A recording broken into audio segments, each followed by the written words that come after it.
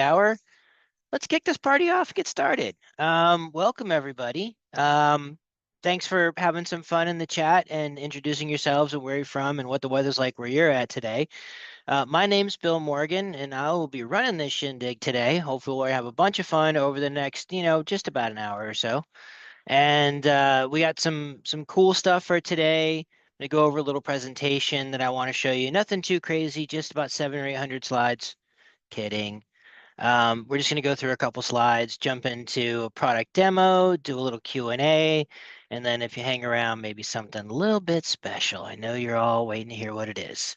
So with that, you guys are continue to chat in the chat window there, and obviously there's a questions section as well. So it might be easier just to kind of throw it in there, but there is a questions section that we can answer questions as well.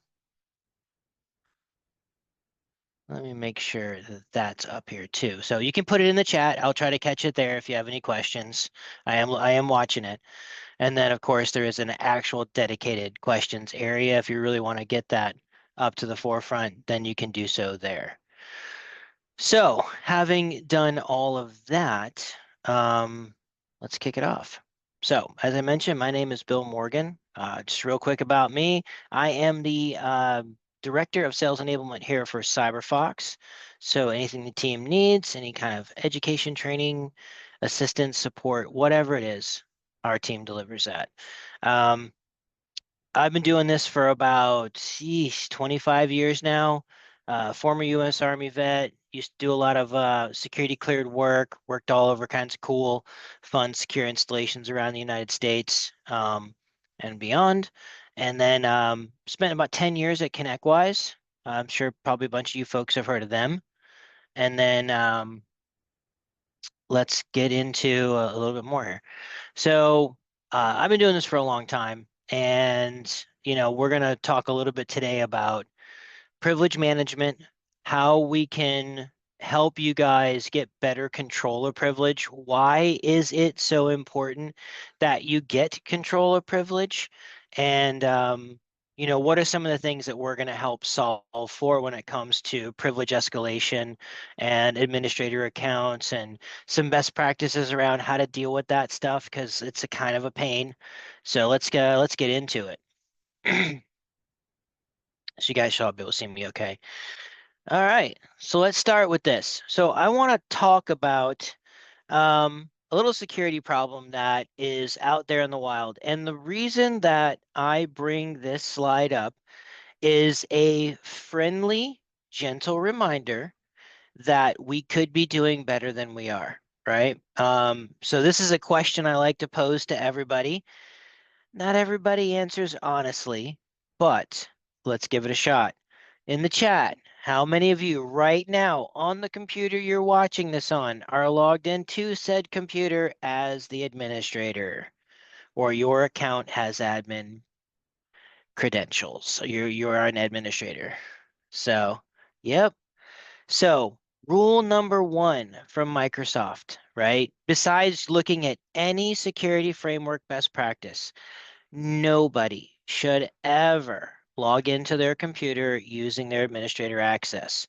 There's a couple of key things that I think Windows does poorly as far as shipping Windows in its default configuration. One of those is if you're an administrator, right, it doesn't prompt for credentials to continue anything administratively. It gives you that yes or no prompt for consent. And let me tell you, nobody nobody ever says no. And that is part of our challenge. And especially a lot of our, whether we're internal IT, I know I have a mix of folks on the call today, by the way, just want to call that out. Welcome to our internal IT folks doing the good work at our enterprise companies and small, medium, and large businesses around the world. We thank you so much.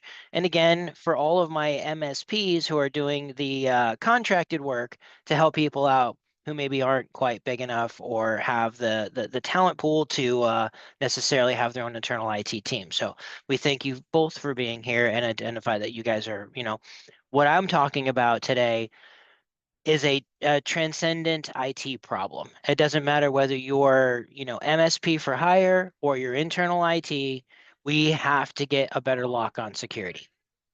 And privilege is where it starts. Doesn't matter what security framework that you read, then, basically they're all going to tell you the same thing.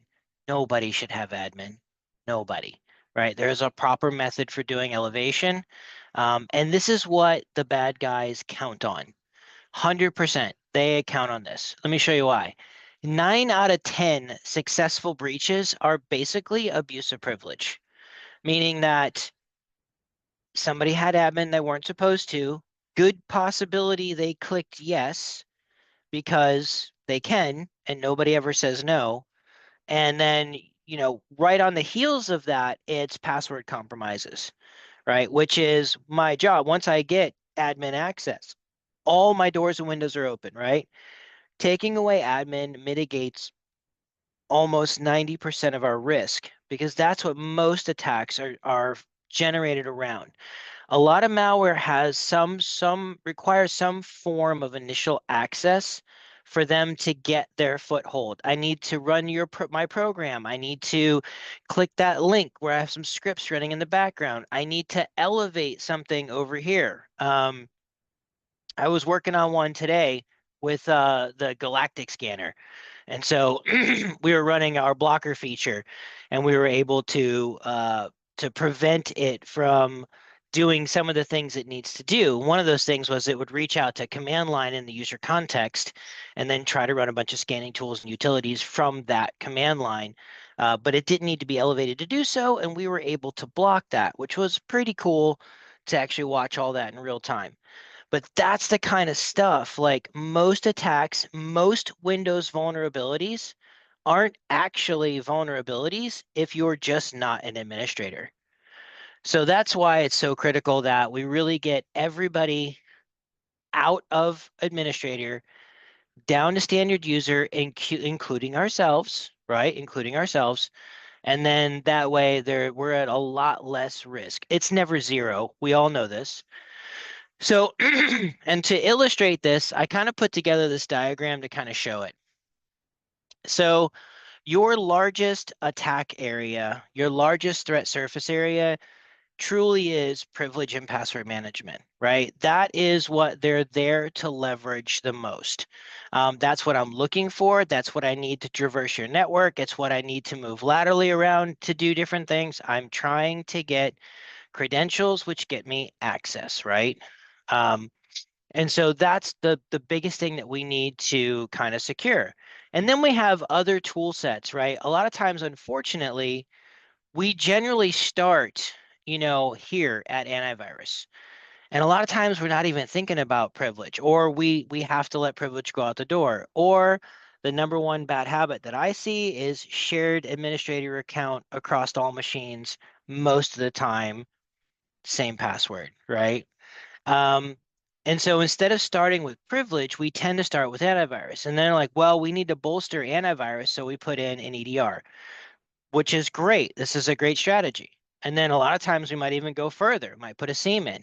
And then maybe we're actually going to go in and do some some SOC, MDR, XDR, whatever the case is, have somebody actually watch it for us, which gets very expensive, by the way. But you notice that all of the items from AV in, these are all reactive solutions.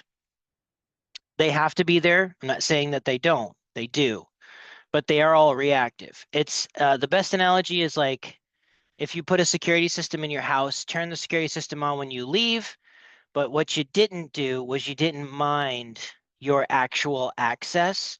And so when you left the house, you left your doors open, you left your windows open, you left everything unlocked, the garage is open, and you're just thinking to yourself, yeah, I can do that, man. I got a security system inside.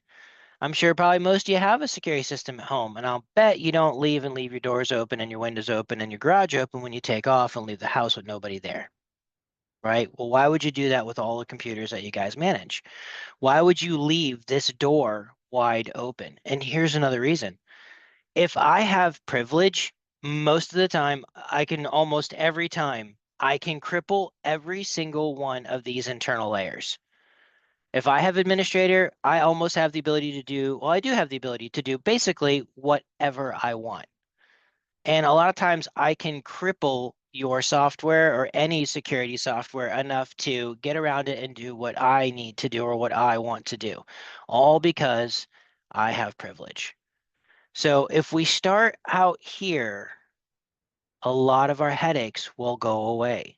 Not all the doors are closed, but man, when you have admin, all doors, all windows open. When you don't have admin, most of them are all closed. There's a lot of holes there in Windows. And then there's another thing that we incorporated that you heard me mention a minute ago called Blocker. So we added another component on top of block listing, on top of the proactive privilege management called block listing. And the idea and goal behind this is to thwart, which is about 70% of the detected attacks today are living off the LAN style attacks. I don't know if you guys heard of it. Pop it in the chat. Yay, nay. Don't know what it is. Very familiar. Pop in the chat. Tell me what you think. So living off the LAN style attacks are using Windows utilities, programs, scripts, binaries. Yep, lol bins, right? So you probably heard of lol bins, lol scripts, right? It's not laughing out loud. It's it's living off the LAN. So lol bins, lol scripts, executables, things like that. They're Windows programs. Like for example, you can probably go find a bunch of them in your computer right now. If you don't believe me, go look for bits admin, go look for C script, W script, the variations of command line, the variations of PowerShell, Bash, WSL, AT.exe. So these are all programs that are just hanging out in Windows. And here's the problem. So Microsoft doesn't really deprecate anything, unfortunately, not very often anyways. And so this stuff's kind of been around for ages and it's just sitting around there. Most of us have forgotten about it. But the folks that want to take advantage of it, they know exactly where it is, they know exactly what it is, and they know how to use it. So what block listing is designed to do is take all of those basic we'll say doors and windows, if you will, and close them. Lock them up so that they can't be used. They're not generally being used by anything anyway, and most of the time when they are, it's usually something that's probably not good. So block listing is another preventative measure we can do to take and try to close up some more of those, some more holes in the boat, if you will. All right, lol bins are not funny. They are definitely not funny at all. Um, So yeah, that is so this is what we call the circle of defense, basically. It gives us a good picture of how we layer in defensive measures. It also helps us understand like the cost of those defensive measures that we're layering in. You know, as we start to get the SIEMs, SOCs, MDRs, XDRs, it gets really expensive. So a lot of times we may not even get there in certain scenarios, but it also lets us know like the level of complexity both for me as somebody who might want to compromise something. Not that I would do that. I'm just saying as a reference. Gotta quote that out front. Not saying that I would do that. But if I was trying to compromise something, right, these are the first things I'm looking for. And these are the things as they get progressively a little harder to get through because those tools tend to get a little bit smarter. But also for you guys as IT professionals, it's really hard to configure and set up and get all the right policies in place and all that fun stuff like that. So it gives a good perspective on what are some of the things we could be doing and kind of where do they cover, you know, as far as like how much they kind of cover the overall endpoint, which is the end game, right? I need to get to something so I can usually get somewhere else. All right. So I want to talk a little bit about the main thing that we're going to talk about today is going to be AutoElevate. This is going to go to the folks. Some of the questions being asked is AutoElevate is designed for solving the use of privilege, right? And in Windows, that's two key things. Logging into a computer. Sometimes I need to use privilege to do the privileged account to get in as an administrator and do some things, which again, not usually don't need to do. That's one thing we use credentials for. And the second one is going to be the elevation portion. So is everybody familiar with UAC? I know you love it. I know some of you hate it, but UAC, user account control, that's Windows' mechanism for controlling access to the sensitive areas of Windows. And what's the first thing everybody sees when they Google UAC? How to shut it off, right? Nothing ever tells you whether you should or shouldn't or what it actually does, but it's the thing that protects Windows from something not so good getting in there and really making a mess of your day, right? So some of the things that it protects are access to some of those little bins and little scripts. It protects things like the Services Control Module, SCM. So when a service is installed in Windows, it runs as you may know, local system account or NT system authority. Once a system, a service, a program has access to services, can install its service, and can run as local system account, there are no more safeguards in Windows to stop it from doing whatever it wants to do. UAC protects that. You don't want rogue services and programs being installed that have access to NT system authority. So things like that are critically important. Accesses to the registry and device manager and all these other sensitive areas you don't want people getting to, swapping files out of the file system. UAC protects all this stuff. And a lot of times, every week, I see people with it turned completely off because they're annoying. They don't like the pop-up. So this is what we're solving for. So today our demo is going to be over covering AutoElevate. That's going to be the first thing we're going to cover today. And this is what AutoElevate solves for. It solves for auditing the user privilege, which we, especially if we're using shared admin accounts, right? So I know a lot of folks are doing that. I mean, when you're, especially if you're in internal IT, most of the internal IT guys, they tend to name all their accounts, and then you just have a whole pile of administrators running around with credentials everywhere. And in the MSP side, you guys are notorious for shared accounts, right? Because hey, what's in the, I mean, how else are you going to manage, 50 customers with 50 different admin accounts, right? No, you generally have the same administrator account, IT admin 01, we'll call it for this demonstration purposes. And yeah, that's what we're going to use. And a lot of times it's the same password because we can get in and out quickly and easily, but it is not safe to do at all. Not even a little bit. So we're going to solve for that with how we're controlling elevations, compliance. Also, we lose auditing. Everybody's IT admin 01, whether they're logging in, whether they're elevating something on a desktop, I just lose all sense of visibility and forensics when it comes to shared administrator accounts. Really, it's really hard to figure out who's using what, where, when, and why. But we're going to solve all of that with AutoElevate. I do want to touch on the password problem. Like if you're not using a password manager, you know, you know what they say. So, and if your customers or your end users, right, depending on which camp you fall in, if your end users or customers are not using a password manager, ideally the same one you're using so that you can share with each other, really something to take a look at. Not going to dwell a lot on that because today's focus is AutoElevate, but I just wanted to bring it up, talk a moment about it, and just bring some awareness. Now, if you made it this far, all right, if you made it this far, we got some good stuff. So hopefully you did. We're about to jump into the demo. And at the end of this demonstration, we're going to do some, you can ask questions, by the way, as we go through. Happy to answer those as we move along. And then we're going to be giving these away to 3 lucky individuals from the attendee list. So if you make it all the way to the end, then you guys, yeah, I know everybody's gunning for that PS5. Like, yeah, I'll take that. Me personally, I want the Nespresso machine, but I wouldn't scoff at the $250 gift card either. So, there you go.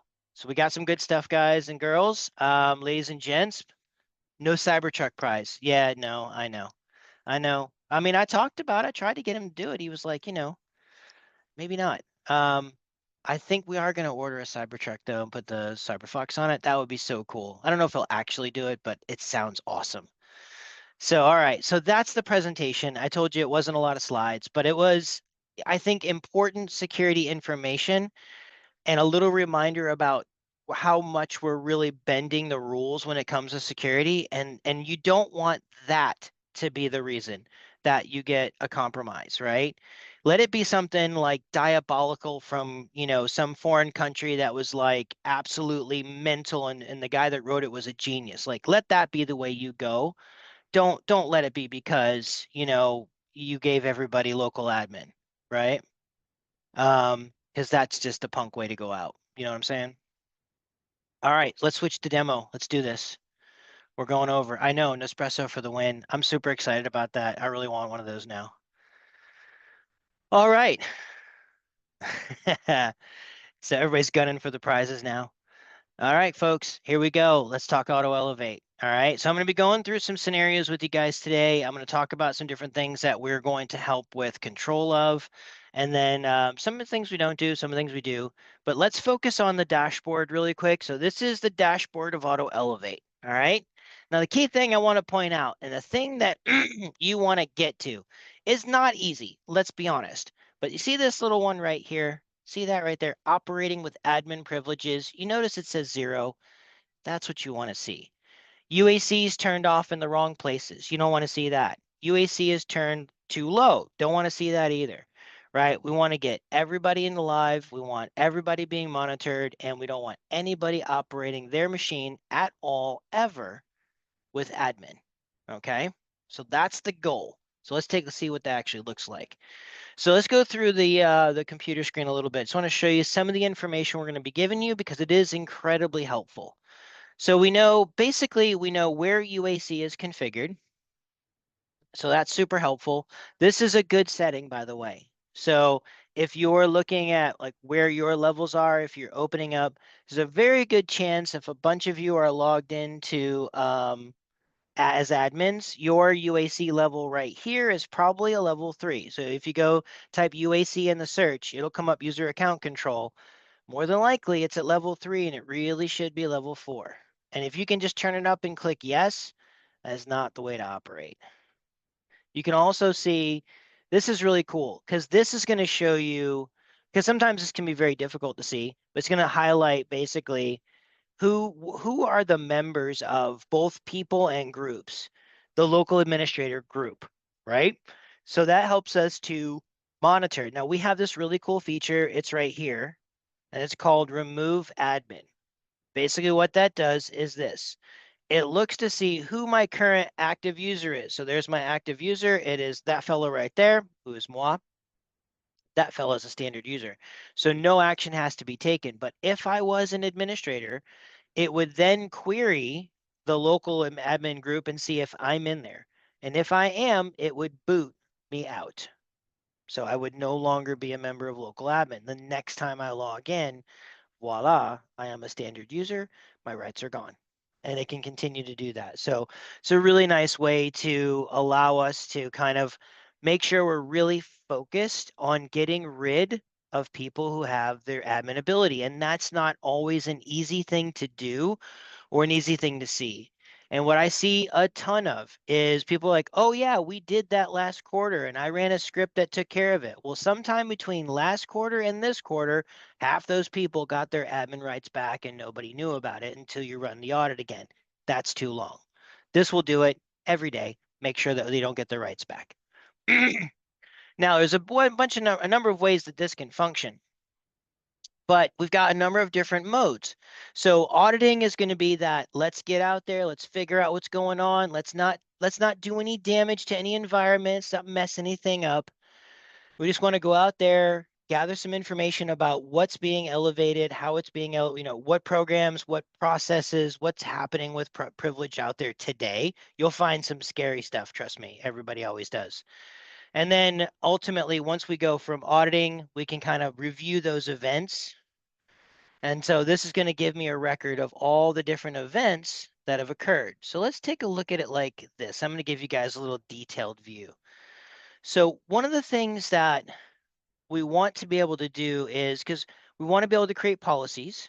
So this is going to do that for us. It's going to allow us to create policies so that the system can auto-elevate, the namesake of the program, right?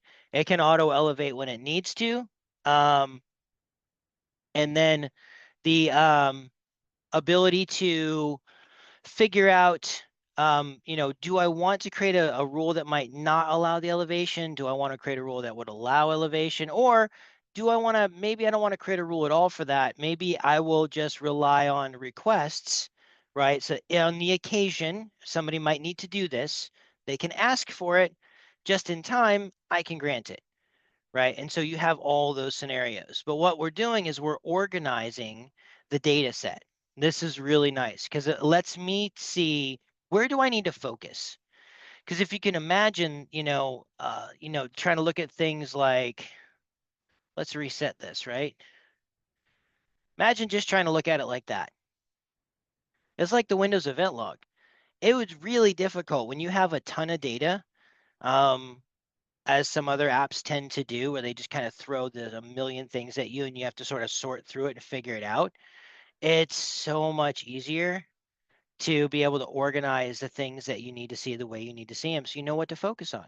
So I can see that some of these have rules already. I don't need to focus on those. Some of these don't. I'll go take a look at those. And then some of these are actually been signed by the vendor.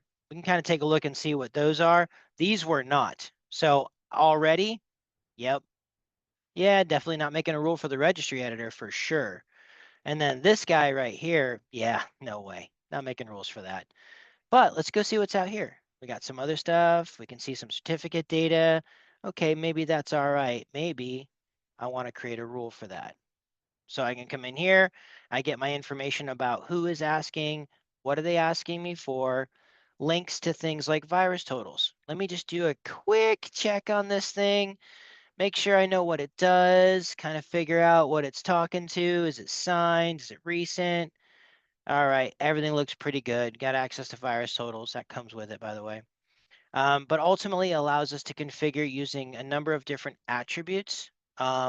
Basically, the way we can decide how and when and which way we're going to do the approvals. All right. So what's the main difference between level 3, level 4? Just to back up a little bit. All right. So level 3, level 4 on UAC. So it's basically, the more you go up in level, the more systems in Windows are covered. So like level 3 will cover software installations, for example. So we try to install software, UAC will interdict, right? And then level 4 is Windows, is going to be like Windows type stuff. So that's going to be like, I'll give you an example. The network configuration settings, if you are at level 3, changing the IP settings and DNS of a computer is not covered by UAC. If you change it to level 4, it's now covered by UAC. So like system settings changes and stuff like that are incorporated into the level 4, which is really, you want everything recorded and you want to be able to control privilege on everything that Windows will basically allow you to do it. All right. Some examples on how admin rights are gotten back or allowed in error. Absolutely. So I used to do this all the time. So we go run a script. Somebody runs a script, takes everybody out of the local admin group, right? And then I realize I'm no longer a local admin. So I reach out to Brent, and I'm like, "Hey Brent, come on, bro. You know me.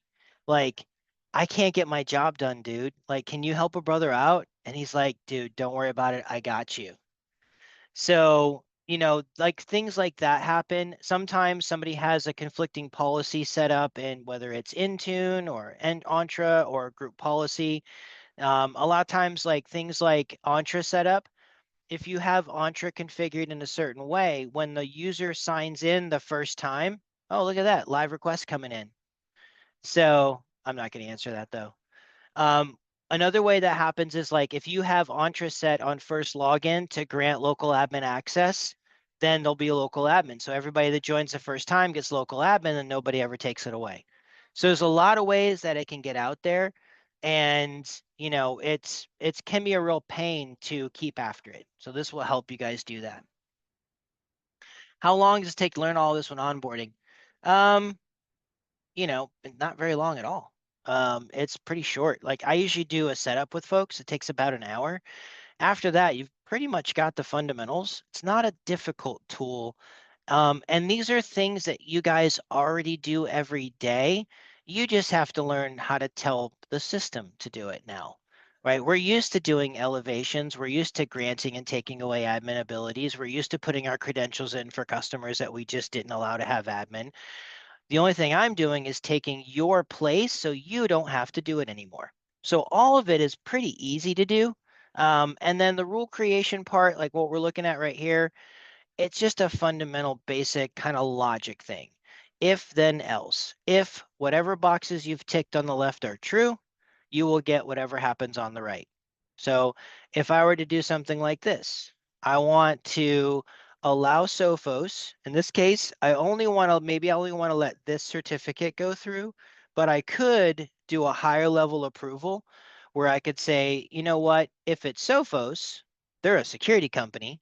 Yeah, let it go. And basically I just did a vendor approval. But then I was like, ooh, maybe I don't want everything from Sophos to go. That might be a little bit too much. Let's cut it down a little bit to just Hitman Pro. And you know what, really, and I don't know which version they might be running, so maybe I'll just do something like that. And that's basically how easy your rules are to create. So now if it's Hitman Pro and the file executable looks like that, it's been signed by the vendor, then approve an admin elevation for everybody. And a lot of times we can move our software level stuff, to a global level. So we're not constantly repeating rules over and over and over again. There's nothing worse than having to edit the same rule 50 friggin' times because it's at every client. That's just bonkers. And there's tools that do that. So the other thing you want to do is friendly name it. So maybe I'm going to approve. I'm not approving Sophos, really. I'm just approving Hitman Pro, right? But I'm doing that by let's do it by the search subject, right? That's how we did it. So now we're naming we have a great naming convention. We know exactly what our rules do, and it's super easy to manage the system going forward. I know what I got, and I know what I need, know where I'm going. All right. So let's jump out of this now and move into doing some actual use cases. So showing kind of what does it look like on the other side of this and kind of go from there. So I'm going to do a couple different scenarios for you folks. Let's do really crappy software downloaded from the internet. Don't want to let them do it. So we're going to do this one. So as you know, I am not an administrator, which is great. Yeah, of course, I downloaded the software. I love it. Use it at home. It's fantastic. Definitely want to do that. So no, I can't get past this. I don't have credentials, but we're going to take over anyways. So now what I've done is I've actually dismissed the UAC dialog. I'm now controlling the process. This that you're looking at is this is going to be completely customizable. You can make this any way you want. Everything from this text right here, which I customized, this text right here. You can't do this because this is Windows telling you what's asking for elevation. But all of this stuff right here, yep, completely customizable. You can white label the whole thing. Very cool looking. You can be as fun, as nuts, bonkers, or as mean as you want. We decided to go a little middle of the road with our customizations in this. So if I say no, that's it. The story ends, right? You wake up in the morning and you believe whatever you want to. But if you go here, then we can send that in. And now let's go take a peek. So let's go over here. Let's go take a look at our requests. Everything's nice and organized. So there's my request right there. And then, you know what? I'm looking, oof, nah, don't like it. Don't like it, not gonna do it. I'm gonna say no. And here's why. First thing I looked at, publisher cert verified. Nah, not certified. There's other text editing programs that are better from valid vendors. I don't need to let this garbage in. Not only that, virus totals, yeah, and again, if this has like 2 or 3 or more, never, ever, ever let it elevate. But maybe every once in a while somebody doesn't like something about the program. I don't know if I trust those guys enough to say no, but at the same time, I don't like it. I don't have to. So I have said no.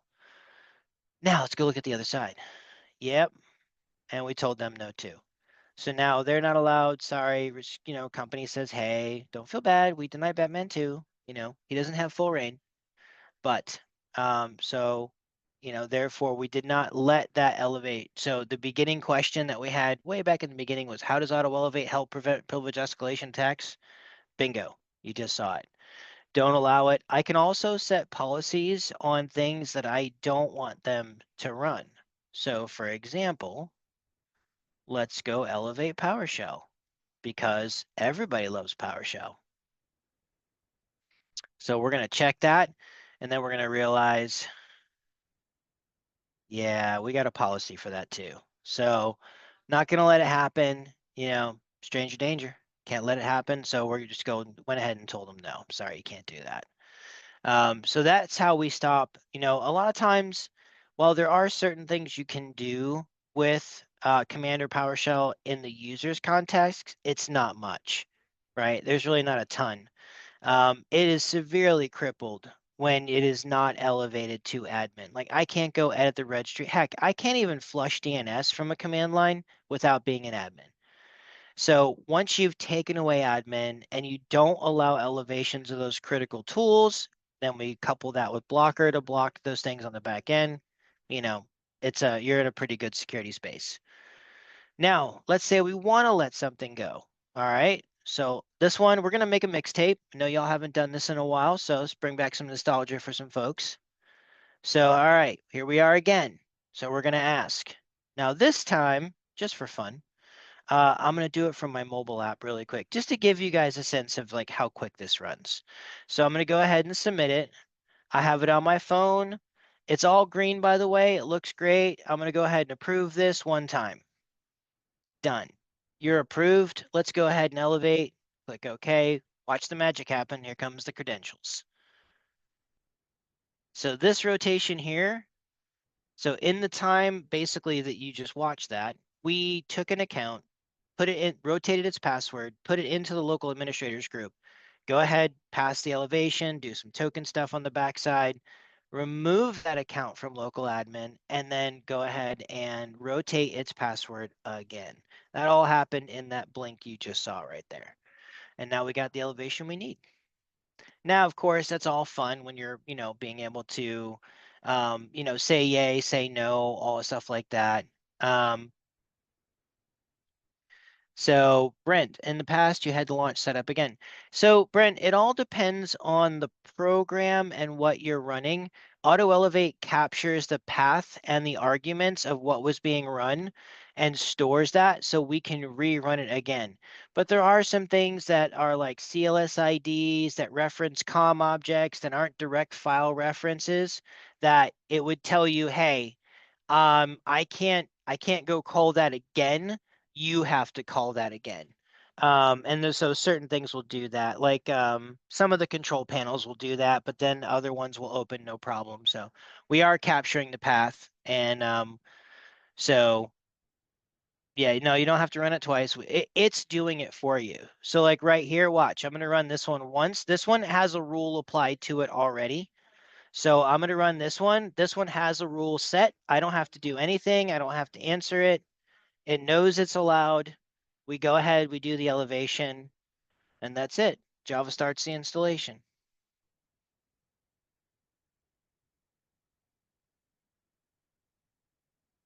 So if there isn't a denial or approval, you get a duplicate message. So if you try to run something, we've kind of figured out every scenario that might happen. So if we're trying to run something that we're waiting on an approval for, it'll just pop a duplicate message and say, sorry, you've already submitted this, please wait.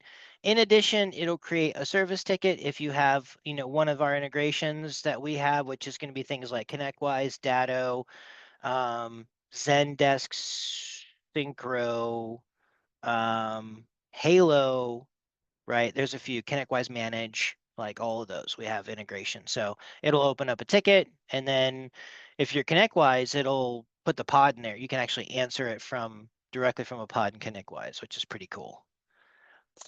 So now, another mode that I want to talk about. Let me make sure I got all your questions on that one. That looks pretty good.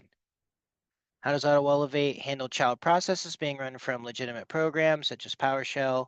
So Yeah, so that's how Windows security works. So if there is that's how we can do automations, right? So if you got prompted for everything, then it would make automations impossible in Windows.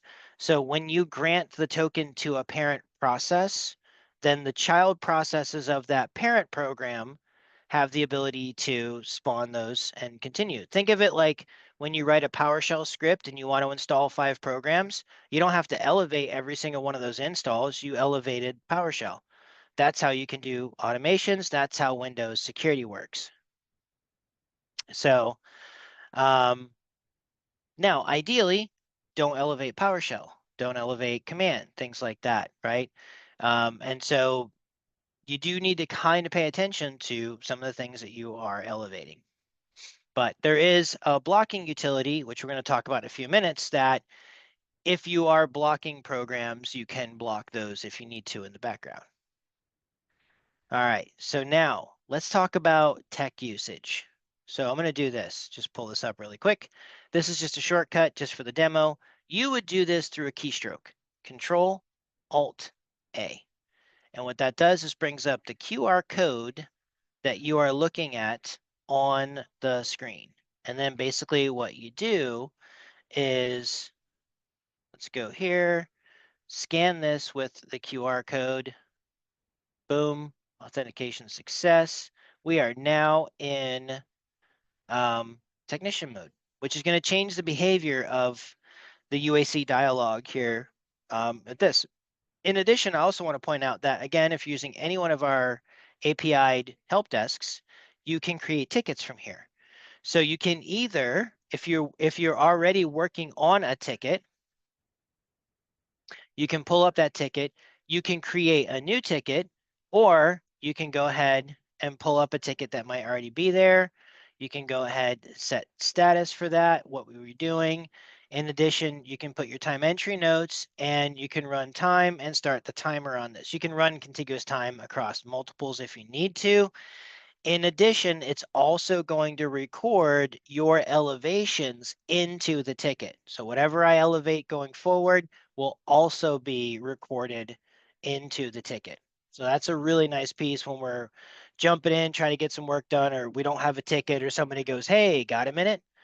So now let's go ahead and do an elevation now. So earlier you saw that I tried to run PowerShell, but unfortunately I got denied. Well, when we're in technician mode, that doesn't matter. So now what I can do is I can elevate past that, because once we're in technician mode, what we're doing is we want to get out of your way and allow engineers to be engineers. Some solutions, doesn't matter whether you're an engineer or not, they just get in the way. And that can be incredibly frustrating when you're trying to get your job done. So this way, what we're doing is we're going to drop the policy rules so that when you're a technician, nothing gets in your way. You can do your job and get what you need done. And then, so now I can either do an admin elevation or I can do a user elevation.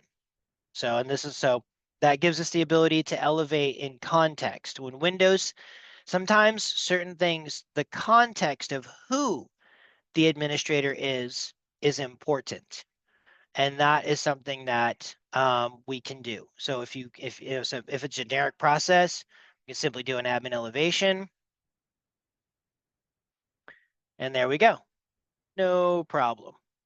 Now let's say we have to do something in context. So say I need to use command, which we all use a lot, right? So let's run that as an admin. Now watch this. I'm going to go as a user this time. Now you notice the credentials changed. That was my account, but I'm not an administrator. Let's type right this time. There we go.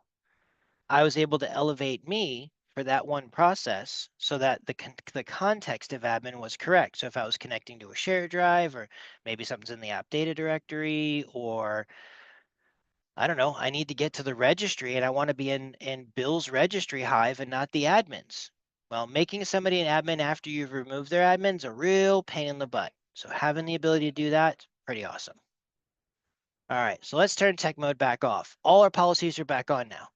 That simple. That will auto timeout, by the way. I know it's usually a question that ends up in there, but yeah, it'll automatically time out after 15 minutes. You can set that timer. Now let's talk about blocking. All right, so I talked about block listing in the presentation earlier. So there is a blocking utility that allows us to kind of defend things that don't necessarily need, if it needs privilege and you deny it, they're not going anywhere. But there's a couple strategies to how you can block stuff. Some companies will take the strategy of trying to control every application in the world, and that administratively can be an absolute nightmare when you just think about the scope of that. And then what we looked at was, well, what are they really scared of? So kind of like the question that's in the chat right now, how do you handle those child processes, stuff like that? Well, they're afraid that since they weren't paying attention to elevation, they let a bad version of Adobe come in, right? That their AV apparently didn't catch and EDR was blind to, which would be a super rare occasion. But let's say it did.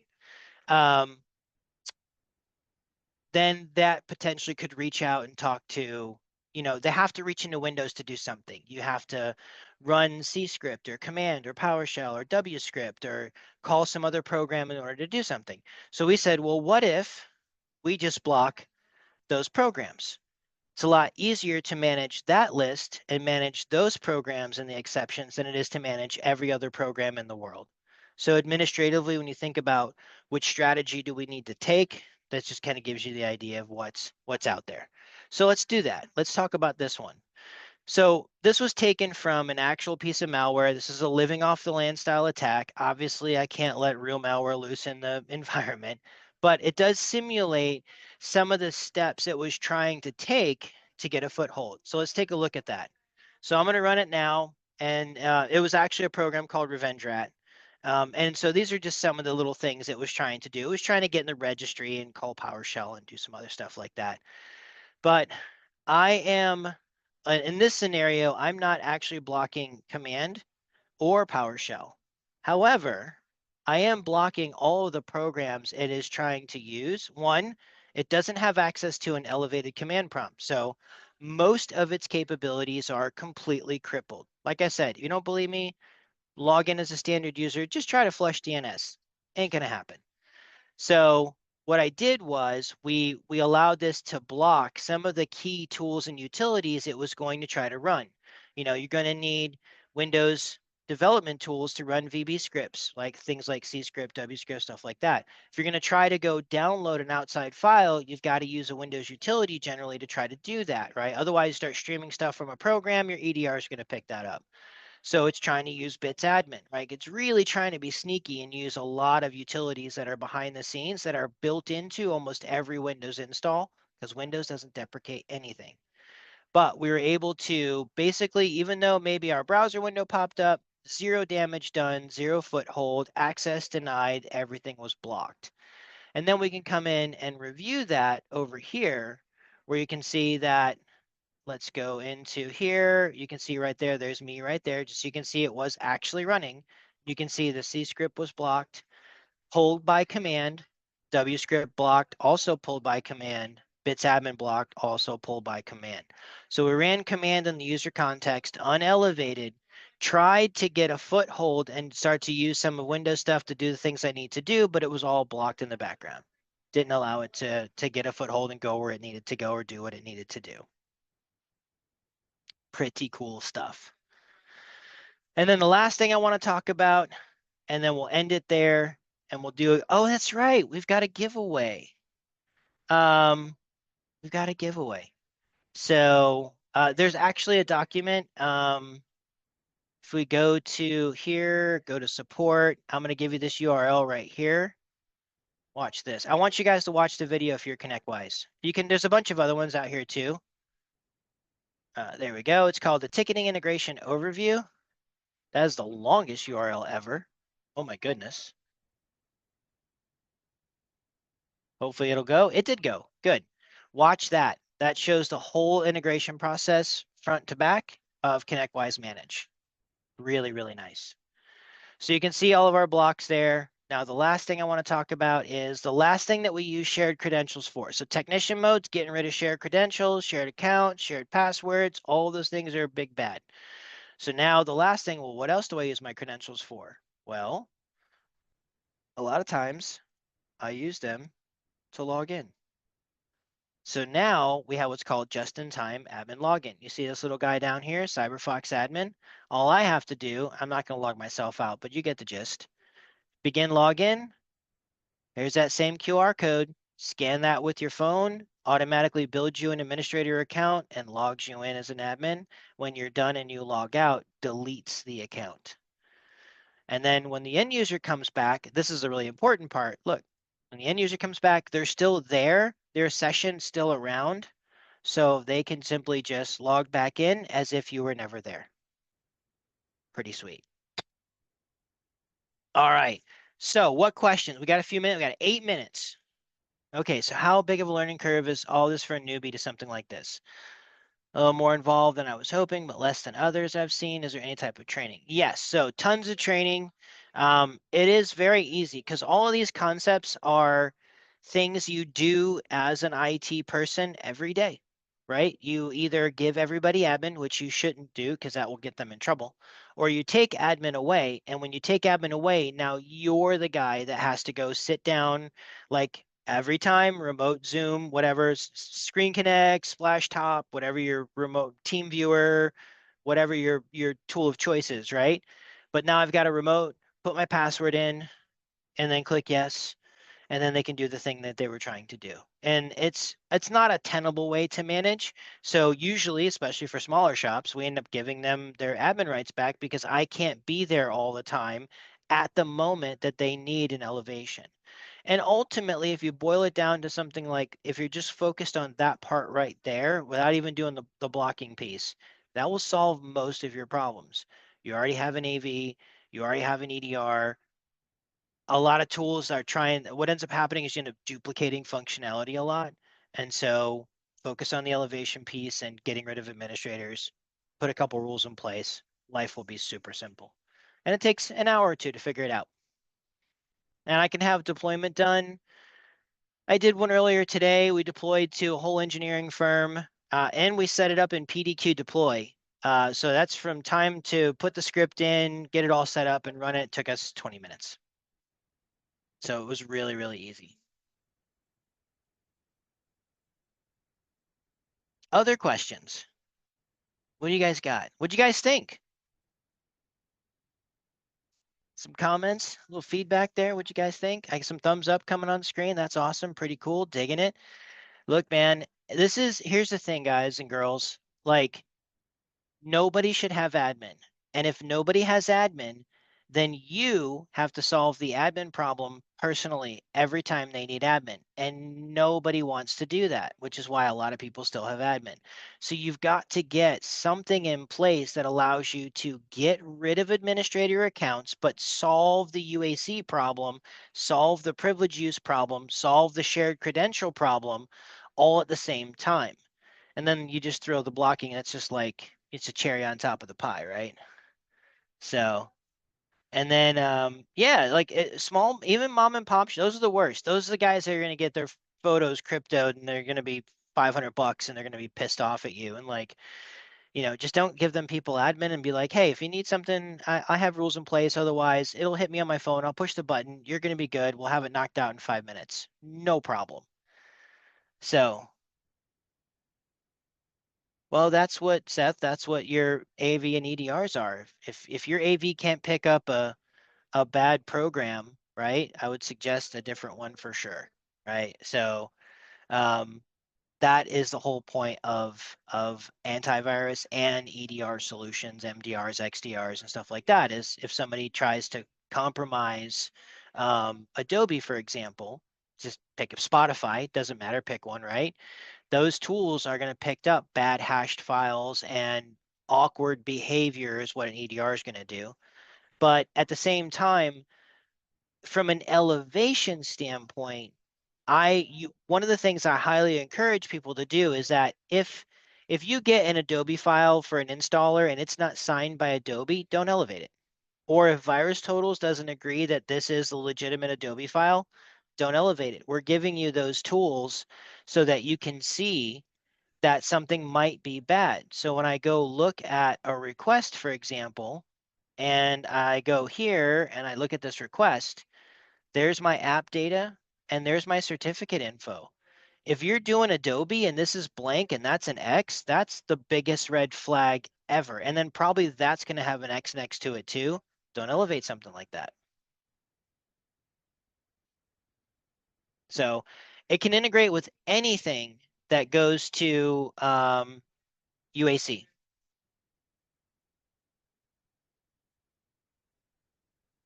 So anything that goes to UAC that you need UAC to access, it doesn't matter what it is. If it hits the UAC security system, AutoElevate can take care of it. I don't care what it is. Doesn't matter. Any program, anywhere, anytime, anyway, because I can elevate as both admin and user. Now, we've got 3 minutes. The time you've all been waiting for is the time to announce the winners of the good stuff. So let's go back over here. Just want to remind everybody what we're playing for, right? All right. So, eeny, meeny, miny, mo.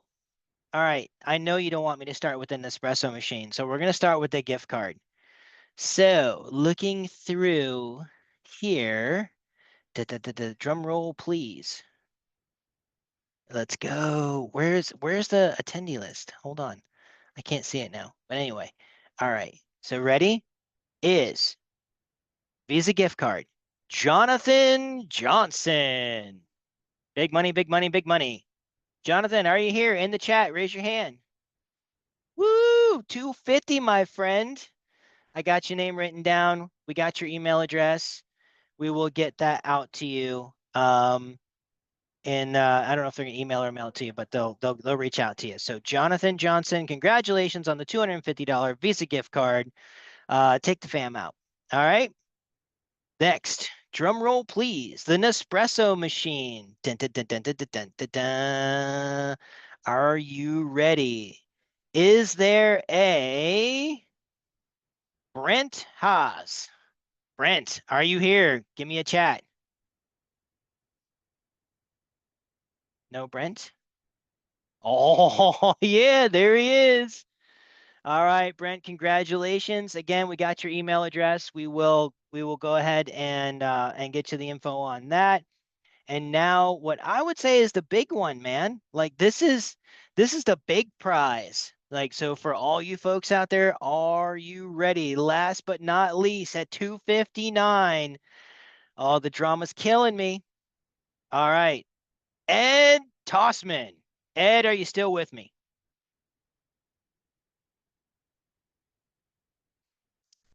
Ed going once. Oh, Ed raised his hand. He's still here. Woo! All right, Ed, you, sir, PlayStation 5 Digital Edition. And again, we have your email address so we can reach out. And so yeah, our thank you to our lovely marketing folks who were diligently going through the background trying to figure out, meeny, meeny, miny, mo people. So awesome. Thanks everybody so much. Really appreciate you coming to see us. Thanks so much for spending time listening to our chat today. Congratulations to all the folks who won amazing prizes. That's incredible. So congrats to all of you. I don't even get any cool stuff like this, and I work here. So thanks everybody. Appreciate you. We'll let you all get back to work. And congratulations to all the winners. Hopefully you guys learned something today. You thought the presentation was helpful, and if so, we'll reach out to you, but don't feel free to reach out to us. And if you have any questions or anything like that, we'd love to sit down with you one-on-one, talk about your specific security needs and how we could potentially help you solve those.